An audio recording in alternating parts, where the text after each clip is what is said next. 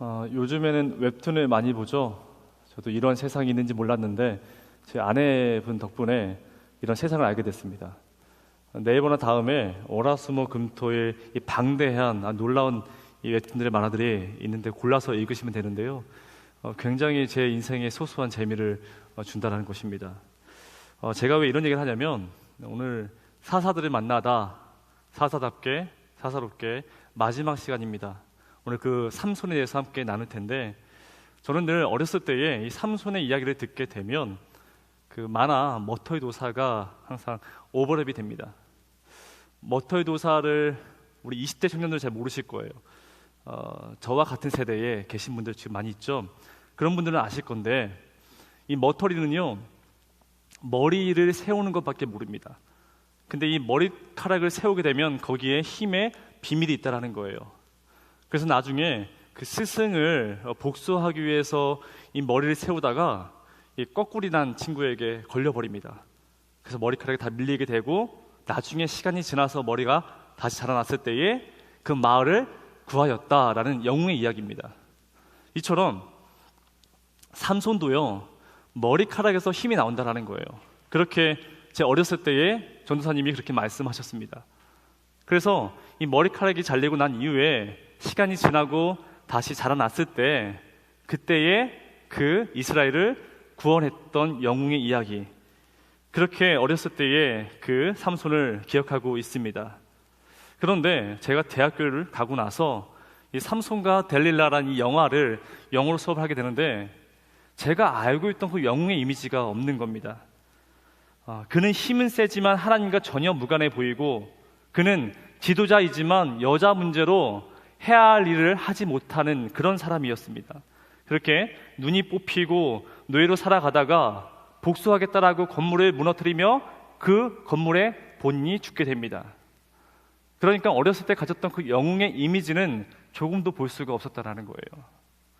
문제는요, 히브리서 11장 35절에 삼손이 믿음의 사람이었다라고 성경은 기록하고 있습니다. 여러분, 삼손은 믿음이 있는 사람일까? 되게 저한테는 항상 물음표였다는 것이죠.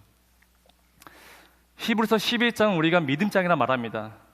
이 11장 안에는요 아브라함부터 시작해서 모세, 이삭, 요셉, 다윗, 사무엘 이런 인물들이 걸출한 인물들이 기록하고 있는데 그 리스트에 지금 삼손이 거기에 올라가 있다는 것입니다. 늘 저에게 이 삼손은 물음표였습니다. 자, 그렇다면 정말로 성경에서 말하는 삼손은 어떤 사람일까? 저처럼 삼손을 오해하시는 분들이 사실 많이 있으실 겁니다. 삼손은 하나님의 사람이지만 신앙이 없는 것 같고 나실인이지만 세상과 구별되어 살아가는 것 같지 않으며 힘이라는 은사를 받았지만 그 재능을 세상의 도구로 여기며 살아갑니다. 또한 그는 사사이지만 늘 여자를 좋아하는 그런 호색한 인물로 우리는 생각을 합니다. 그런데 사실 성경을 면밀히 살펴보면 그는 그런 사람이 아닙니다. 꽤 괜찮은 사람입니다. 사실 이러한 사람을 주변에서 찾아볼 수가 없을 겁니다. 그 출발부터가 다른데, 여러분 성경은요 신약 구약을 합쳐서 한 인물에 대해서 그 출생을 다루는 그 기사는 굉장히 이례적입니다. 성경에서는요 아담과 요셉, 모세, 사무엘, 세례 요한 그리고 예수님 정도가 될 겁니다. 그런데 성경은 지금 이 삼손의 그 태어난 그 내용을 지금 담고 있다는 거예요. 그것도 사무엘처럼 어머니가 아주 간절히 기도했습니다. 그 기도를 하나님이 들어주시고 그리고 하나님이 그 삼손을 태생을 예정하십니다. 그렇게 태어난 것이 바로 삼손이에요. 자, 그러면 그 자라나는 과정 속에서 신앙은 없을 것이다. 이것도 우리의 오해입니다. 그는 나실인입니다. 여러분, 나실인은요 내 몸을 구별하여 하나님께 서약한 그런 거룩한 사람들입니다. 그 나실인이 지켜야 할 것들이 세 가지가 있었는데, 첫 번째, 포도주를 먹을 수가 없습니다. 그러니까 술을 마시면 안 되는 사람인 겁니다. 그리고 두 번째, 시체에 손을 댈 수가 없어요. 예레미야처럼 아버지의 장례식장을 갈 수 없는 사람들입니다. 왜요? 거룩해야 하기 때문에. 세 번째, 머리의 삭도를 댈 수가 없습니다. 그러니 삼손이 머리가 왜 긴지는 아시겠죠? 그렇게 그 삶은요, 곡식이나 짐승이 아니라 제사를 자신의 몸으로 드려야 할 사람들이 바로 나실인입니다. 그렇게 거룩하게 살아갔던 사람이 삼손이라는 거예요. 자, 여기에 그는 특별한 은사까지 주어집니다. 하나님은요, 보통 이 현상적인 은사는 주지 않습니다. 하지만 하나님은 지금 그에게 이 토르처럼 아주 막강한 힘을 주십니다. 1대 100이 아니라 1대 1000명과 싸워도 이길 수 있는 그 큰 힘을 주셨습니다. 그래서 그 1대 1000명과 싸울 때에 그 과정에서 라만레히 그리고 에낙골의 그런 간증의 체험도 있습니다. 이뿐만 아니라 하나님의 나라를 세워나가겠다는 그 비전도 가진 사람이 바로 삼손이라는 거예요.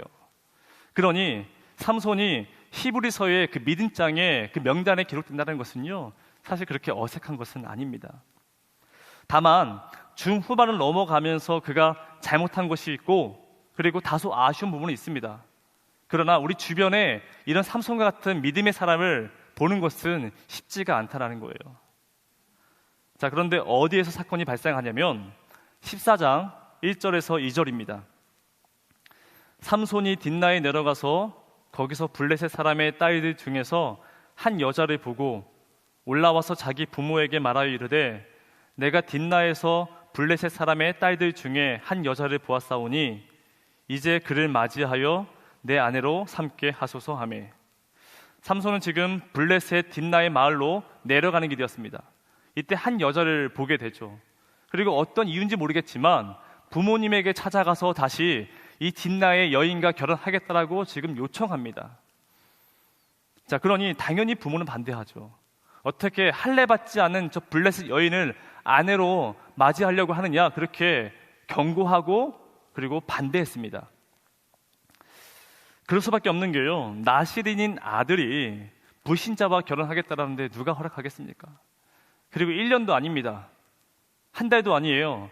단 하루 잠깐 본 것 가지고 지금 결혼하겠다라 얘기하니 그걸 들어줄 부모가 어디 있겠습니까? 그럼에도 그 마음도 모르고 그는 부모에게 결혼을 허락해달라 그렇게 촉구합니다. 여러분들이라면 이런 상황에 어떤 마음이겠습니까? 저는 여러분들에게 꼭 드리고 싶은 말이 있어요. 연애와 결혼을 하나로 묶지 않았으면 좋겠습니다. 그러니까 결혼과 연애를 하나의 패키지로 이해하지 않았으면 좋겠어요. 대부분이 우리가 영화나 드라마를 보면서 연애는 이러할 것이다, 또한 어떤 결혼에 대한 환상을 가지고 있습니다. 영화 타이머가 있습니다. 이 영화에서는 내 운명의 사람, 나와 평생 함께할 그 운명의 남자 혹은 여자를 만나게 할 수 있는 그 타이머가 있다는 거예요. 그래서 내 운명의 사람을 만나게 되면 이 타이머가 울리게 됩니다. 이것처럼 누군가를 만날 때 우리는 모든 것을 한 번에 해결하려는 그 기대감이 있다는 것입니다. 분명 그렇게 만나셔서 결혼하신 분도 있습니다. 저희 사무실에 정필 목사님이 그렇게 하셨더라고요. 대단하죠. 근데 여러분, 이건 대다수가 그렇게 할 수가 없는 겁니다. 신중해야 합니다. 성경에서도 이삭과 그의 종은요, 배우자를 찾기 위해서 찾다가 리브가를 보게 되고 거기서 곧바로 끝난 것이 아니라 그녀를 계속 관찰하고 확인했습니다. 하나님의 사람인지 나와 함께 갈 사람인지를 계속해서 확인했다는 거예요. 여러분, 그렇다고 해서 재라는 게 아니에요. 아파트가 있다, 차가 있다 없다, 이것저것 재라는 것이 아니라 만남에는 신중하되 모든 것을 한 번에 해결하라는 그 기대감을 갖지 말라는 거예요. 우린 연애 한 번 하면 모든 것을 결혼하겠다라고 마음먹고 그렇게 생각한다는 것이죠. 그것이 아니라 만남에 있어서 하나님께 물어보고 신중하게 결정해야 한다는 것입니다. 자, 그리고 오늘 성경을 자세히 보게 되면 삼손이 무리하게 결혼을 요구한 것은 사실 본인의 뜻이 아니었습니다. 우리가 오해하는 것이 삼손은 마치 여자를 좋아할 것이다, 그렇게 호색한 이미지를 가지고 있지만 사실 그건 오해입니다. 오늘 우리가 성경을 보게 되면요, 14장 4절입니다. 그때에 블레셋 사람이 이스라엘을 다스린 까닭에 삼손이 틈을 타서 블레셋 사람을 치려 함이었으나 그의 부모는 이 일에 여호와께로부터 나온 것인 줄을 알지 못하였더라. 그의 부모는 이 일을 하나님으로부터 나온 것인 줄을 알지 못하였다라고 기록하고 있습니다. 삼손은요, 사사입니다. 이스라엘 나라를 되찾기 위해서 하나님께 헌신된 사람입니다. 그렇게 블레셋의 틈이 보였고 그 틈을 이용해서 여자를 만나게 된 것인데, 근데 오해는 마십시오. 삼손은 이 여자에게 진심이었습니다. 계속 읽어보면 이것이 진심이었다는 것을 우리가 알 수 있습니다. 그렇게 시간이 지나고 나서 삼손은 결혼식을 하기 위해서 뒷나로 내려가는 길이었습니다. 근데 그 내려가는 길에 그 전에 죽였던 젊은 사자가 있는 거예요. 그 젊은 사자의 그 시체에 벌떼와 꿀이 있었습니다. 이것을 기억하고 나서 결혼식을 가게 되는데, 이 블레셋 뒷나에는 풍습이 있었습니다. 어떤 결혼식 풍습이냐면 신랑이 하객들에게 수수께끼를 내야 합니다. 그래서 맞추면 거기에 상응하는 보상을 주게 되는 거예요. 그래서 이 삼손이 젊은 사자의 시체가 생각난 겁니다. 이걸 가지고 수수께끼를 내게 되는데 기간은 일주일입니다. 블레셋 사람들이 이 문제를 맞추게 되면 배옷과 겉옷 30벌을 주게 될 것이고, 못 맞추게 되면 동시에 삼손에게 그것을 줘야 합니다. 여러분들에게 한번 문제를 똑같이 줘보겠습니다. 한번 풀어보십시오. 수수께끼입니다. 먹는 자에게서 먹는 것이 나오고 강한 자에게서 단 것이 나온다. 이것이 무엇일까? 먹는 것에서 먹는 게 나오고 강한 것에서 단 것이 나온다. 이게 어떤 것일까? 다들 아시지 않나요? 사실은 성경을 읽지 못하신 분들은요, 아무리 맞추려 해도 맞출 수가 없는 겁니다.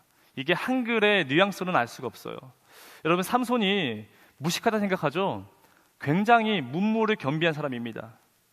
이 수수께끼는요, 히브리어 알파벳 mem에서 이 시의 운율을 교차하여 말한 겁니다. 더 무슨 말인지 모르겠죠. 그러니까 이게 그런 겁니다. 일종의 워드 플레이입니다. 그 언어가 뛰어난 사람만이 낼 수 있는 문제라는 거예요. 먹는 자에게서 먹는 게 나오고 강한 자에게서 단 것이 나온다. 동시에 이 사자와 꿀, 강한 것과 단 것, 이것은요, 우리가 보통 스키마라 말하죠. 이 두 단어를 연결하여서 어떤 것을 떠올리게 하는데, 사실 강대상에서 말하기엔 굉장히 민망한 이야기입니다. 성적인 이야기에 모든 것들이 담겨 있습니다. 이처럼 아주 어려운 문제다 보니까요, 블레셋 사람들이 맞출 수가 없는 겁니다. 그때서 이들이 본색을 드러냅니다. 아내에게 찾아가서 협박을 합니다. 14장 15절인데, 너는 너의 남편에게 가서 이 비밀을 알아내어라. 그렇지 아니하면 너와 너의 아버지의 집을 불사르겠다. 그렇게 협박을 합니다. 그러니 문제는 여기서부터 시작된다는 거예요. 문제는, 여러분, 이 삼손의 아내는 어떻게 하겠습니까? 어쩔 수가 없지 않겠습니까? 사실 솔직하게 삼손에게 다 얘기하면 좋겠으나 그렇게 하진 못했습니다. 다만 삼손에게 찾아가서 펑펑 울며하는 말이 나한테만큼은 알려달라는 것입니다. 성경에는요, 강요라는 단어까지 사용하는데, 정말 나를 사랑하지 않는군요. 그렇게 삼손에게 매달리면서 나에게 그 수수께끼의 답안을 알려달라. 그렇게 강요하며 매달리며 그렇게 부탁을 했습니다. 여러분, 이제 결혼한 신혼부부입니다. 사랑하는 아내가 알려달라는데 어떻게 하겠습니까? 알려줄 수밖에 없겠죠. 근데 그렇게 알려줬더니만 이 삼손의 아내는 그 수수께끼의 답안을 자기의 백성들에게 알려줬습니다. 이 모든 과정을 알고 나서부터 이 삼손의 마음에는 치명적인 상처를 입게 된 것입니다. 정말 사랑했는데 그 사랑한 사람이 나를 배신했다는 것입니다. 이때부터 영화 분노의 질주 있죠. 삼손의 분노의 복수가 시작됩니다. 그는 곧장 아스글론에 가서 30명을 쳐 죽이고, 그리고 옷들을 빼앗습니다. 그리고 다시 딘다에 왔더니만 아내가 없는 겁니다. 그래서 장인 어른에게 물어봤어요. 근데 그가 하는 말이, 내 딸을 너의 친구에게 시집 보냈다 이야기합니다. 다른 사람도 아니고 지금 내 친구에게 내 아내를 시집 보냈다라는 것이에요. 여러분, 이건 대놓고 무시하는 거 아니겠습니까? 그렇게 장인어른도 아내도 심지어 친구까지 자신을 배신합니다. 여기에 삼손은요, 아마도 삶의 환멸을 느끼지 않았겠습니까? 복수는 계속 이어집니다. 이 삼손은요, 장인어른의 그 말을 듣고 나서 너무 화가 나서 여우 300마리의 그 꼬리를 묶어서 횃불로 만들어 이 블레셋의 밭을 다 불태워 버립니다. 자, 그러니 복수는 복수를 낳겠죠. 이 블레셋 사람들이 곧장 그 삼손의 아내와 그의 장인 어른을 불살라 버립니다. 그러니 삼손은 또 자책감을 하게 됩니다. 나 때문에 죽은 건 아닐까. 그렇게 모든 일련의 과정 속에서의 아픔을 마음에 품고 있는 모습이 바로 삼손이라는 것이죠. 최근에 읽은 책 중에 곽금주 교수님이 쓴 마음에 박힌 못 하나라는 책이 있습니다. 이 책은요, 우리의 모든 마음 가운데 못이 한두 개쯤이 있다라는 거예요. 지금 여러분들의 마음 가운데 못 한두 개씩은 가지고 있을 거라는 겁니다. 근데 어떤 사람에게 그 못은 컴플렉스, 피해의식, 또한 자기 합리화, 심지어 우울증과 공황장애까지 이뤄진다는 것입니다. 그래서 그 못을 어떻게 해결할 것인가에 대한 책의 내용이었는데, 여러분들에겐 그 못이 몇 개나 박혀 있습니까? 여러분, 한번 삼손을 생각해 보십시오. 아내에 대한 상처와 장인에 대한 배신감과 친구에 대한 그 환멸이, 그 아픔들이 마음 깊이 못이 박힌 것입니다. 그 마음을 가지고 하나님이 일을 하는 그 삼손을 생각해 보십시오. 내 안에 원망과 복수와 그 분노의 감정을 가지고 하나님의 일을 하는 그 삼손을 한번 생각해 보십시오. 여러분, 우리는 그 모습을 보면서 얼마나 자유로울까요? 근데 여기서 끝이 아닙니다. 15장을 넘어가게 되면 자기 민족이었던 이스라엘 백성들이 지금 삼손을 결박하려 합니다. 그 이유가 1000명이 되는 블레셋 사람들이 지금 자신을 공격합니다. 그래서 그것이 무서워서 지금 3000명이 삼손을 잡아 바치려고 왔다라는 거예요. 1000명이 무서워서 지금 3000명이 삼손에게 와서 결박하려 합니다. 그 삼손의 마음이 어떻겠습니까? 무너집니다. 그런데 정작 블레셋과 싸움을 하라고 하니 이 3000명은 도망가 버립니다. 마지막까지 별로죠. 그렇게 1대 1000으로 싸우게 되는데, 그 나귀 톱뼈를 가지고 싸우게 되는데 너무 힘이 드는 겁니다. 그때 하나님께 기도하죠. 하나님, 너무나 목이 마릅니다. 도와주시옵소서. 그때서 하나님이 그 바위에 물을 솟아나게 하십니다. 이것을 우리는 뭐라 얘기해요? 에나꾸레라 얘기하죠. 저는 이 모습을 보면서 이런 질문을 해볼 수 있을 것 같습니다. 그는 왜 이스라엘이 아니라 블레셋에서 살 수밖에 없었을까? 아니, 왜 그는 이스라엘에서 사는 것을 왜 싫어했을까? 그 이유는 정확히 알 수 없지만 어느 정도는 짐작해 볼 수 있습니다. 지금 머물고 있는 그 자리에서, 내가 태어나 자라났던 그 자리에서 벗어나고 싶은 겁니다. 도저히 버텨낼 수가 없는 겁니다. 그렇게 가장 연약하고 위태로운 그 삶의 그 자리에서 지금 삼손이 서 있다는 거예요. 이런 모습이 아마도 우리의 모습은 아닐까? 가까운 가족과 친구와 더 나아가 얽혀져 있는 그 사회의 구조 가운데에 어떻게 해야 할지 모르는 그 삼손의 삶이 아마도 우리의 모습은 아닐까라는 생각이 본다는 것이죠. 중요한 것은요, 지금까지 이야기해서 하나님의 이름이 등장하지 않습니다. 다른 사사들에게는 하나님의 이름이 반복되어 나오고 하나님이 그들에게 방법을 제시합니다. 근데 삼손에게는 그러한 모습이 보이지가 않습니다. 그저 딱 2번 자신이 위험에 처해 있을 때에 그때 하나님께 부르짖습니다. 도와주시옵소서. 그럴 때 하나님의 이름이 2번 등장합니다. 그렇게 처음과 마지막엔 하나님은 있지만 그 과정에선 하나님이 보이지가 않는다는 거예요. 이것 또한도 우리의 모습과 굉장히 비슷합니다. 우리는 어느 때 무엇으로 어떻게 살 것인지에 대해서 하나님께 묻지 않습니다. 직장을 선택할 때도, 배우자를 만날 때도, 그리고 인생의 수많은 일들을 겪어 나가면서 하나님께 기도하지 않습니다. 그 과정에서 하나님께 묻지 않습니다. 오히려 세상과 대화를 나누고 내 삶의 주도권을 바로 나에게 가져가면서 살아가는 모습을 보게 됩니다. 그러다가 막바지에, 마지막에 내가 하던 일이 막혔을 때, 그때서 하나님께 찾아가서 부른다는 것이죠. 주님, 도와주시옵소서. 내가 목이 마르나이다. 이것이 우리의 모습입니다. 근데 하나님은요, 이러한 기도 가운데 들어주실 때도 있습니다. 이것을 우리는 간증이라 말하죠. 저는 제 개인적으로 간증을 별로 좋아하지 않습니다. 여러분, 간증을 그렇게 자랑스러워하지 마시고요. 간증을 부러워할 필요도 없습니다. 그 간증이 그 사람을 변화시키지 못합니다. 오늘 설교의 제목이죠. 하나님의 인도하심을 구하십시오.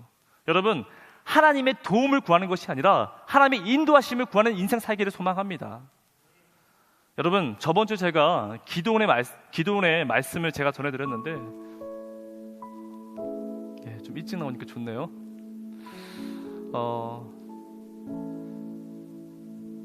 좀 빨라가지고 많이 남았는데 네, 계속하죠. 자, 기도원에 대해서 제가 말씀드렸는데 굉장히 소심하고 겁이 많은 사람이었습니다. 그래서 곡식이 빼앗길까봐 그 포도주 틀에서 숨어 들어가 타작했던 사람이 바로 기도원입니다. 하나님을 만나고 나서 첫 번째 사명이 뭐예요? 가서 바알을 잘라버려라. 이게 시켰으니 안 할 수도 없고, 그래서 밤늦게, 그것도 혼자가 아닌 종 10명을 데리고 가서 신상을 자릅니다. 이게 너무 두려워서 집 안으로 숨어버린 그 기도원의 모습을 삼손과 비교하면 굉장히 초라하죠. 굉장히 부족하죠. 그런데 여러분, 기도원은요 계속 물어봐요. 하나님께 계속 물어봅니다.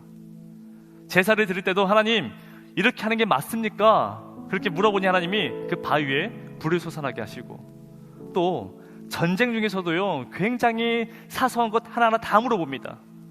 하나님, 내가 지금 출발해야 되는데 표징을 보여주시옵소서. 이 양털에 이슬이 맺히면 내가 나가라는 그 신호로 알겠습니다. 근데 실제로 이 양털에 이슬이 맺힙니다. 자, 그럼에도 하나님, 죄송한데요, 미안한데요, 이번에는 양털 안이 아니라 이 주변이 이슬이 맺히면 그땐 정말 내가 나가겠습니다. 그렇게 기도는요 계속 물어봅니다. 사소한 것들 하나하나 다 물어봅니다. 그러니까 이 기도의 삶은요 하나님의 도움을 구하는 것이 아니라 하나님의 인도하심을 구하는 인생이 바로 기도원이었다는 것입니다. 여러분, 이런 모습은요 화려하지 않습니다. 세상 사람들의 눈으로 바라보면 어리석어 보이기도 하고 되게 이상한 사람으로 비칠 수 있습니다. 근데 기도원은 승리해요. 300명이지만 수십만의 미디안을 물러치리는 그런 승리를 맛보게 됩니다. 그것으로 나라가 변하고 그것으로 그 사람의 인생이 달라집니다. 여러분, 하나님께 늘 도움만 구하는 인생 살아가시겠습니까? 아니면 하나님의 인도하심을 따라 살아가는 인생 되어주시겠습니까? 우리는 기도해야 합니다. 하나님께 매 삶 속에 물어보지 아니하면 우리는 항상 멀리 하나님을 바라볼 수밖에 없습니다. 그래도 이 시간 여러분들이 주님이 응답하지 않으신다면, 주님이 찾아오지 아니하면 살 수 없다, 그 마음 가지고 이 자리에 나온 거 아니겠습니까? 이 예배당에 여러분 찾아오신 거 아니겠습니까? 이 시간 하나님의 인도하심에 집중하며 결단하기 원합니다. 여러분, 우리는 삼손과 같은 모습이 있지 않습니까? 우리 마음 가운데 수많은 못들이 박혀 있습니다. 내 안에 분노와 거절감, 주변으로부터 배신감, 환멸, 내 안에 깊이 새겨진 상처들, 이것을 가지고 하나님이 자녀라고 말을 하고 있지만 정작 하나님의 일을 하지 못하는 우리의 모습을 보게 됩니다. 여러분, 그럴 때에 도움을 구하는 것이 아니라 그냥 일시적인 하나님 도와주시옵소서, 그렇게 일시적인 기도로 끝나는 것이 아니라 주님, 그런데 앞으로 어떻게 살아가야겠습니까? 그렇게 주의 인도하심을 구하는 삶이 되기를 소망합니다. 하나님, 이걸 어떻게 해야겠습니까? 어떻게 바라봐야겠습니까? 하나님 뜻이 무엇이겠습니까? 그렇게 기도원처럼 하나님의 인도하심을 구하는 삶이 되기를 소망합니다. 우리 이 시간 다 같이 일어나셔서 함께 결단했으면 좋겠는데요. 여러분, 기도원에게는요 간증이 없습니다. 영적 체험이 있는 것도 아니고, 그리고 특별한 은사가 있는 것도 아닙니다. 그런데 그에게 하나님의 승리가 있습니다. 이 시간 우리 다 함께 찬양하시고 결단하며 나아가실 텐데, 하나님, 저에게 앞으로의 인생 가운데 주님이 인도하여 주시옵소서. 이제는 이전까지는 그렇게 살아가지 못했지만 이제 앞으로 내가 걸어가는 그 길 가운데 주님이 함께 거하는 그 삶을 살아가겠습니다. 그 마음을 가지고 결단으로 나아가도록 하겠습니다.